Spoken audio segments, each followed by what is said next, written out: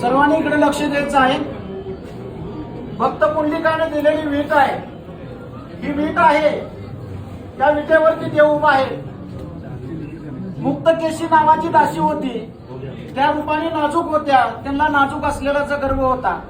ज्यावेळेस या ठिकाणी देवाच्या दर्शनाला आले त्यावेळेस त्यांच्या मनामध्ये असा भाव निर्माण झाला की मी देवाच्या पायावरती डोकं कसं टेकवायचं। त्यांनी देवाच्या पायावरती दर्शन न घेता करंगळी शेजारचं बोट या ठिकाणी लावलेलं आहे, डाव्या पायाला या ठिकाणी बोट रुतलेलं आहे आणि त्यांचा गर्भहरण झालेला आहे।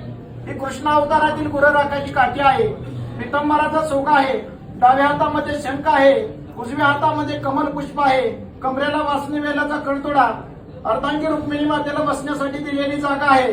ब्रह्मदेवाचे जन्मस्थान नाभी कमल, भृगु ऋषीने लात मारली भृगुलांचल, गळ्यामध्ये कस्तूप मणी आहे, मकर आकार कुंडले आहेत, शिव आकार मस्तक आहे।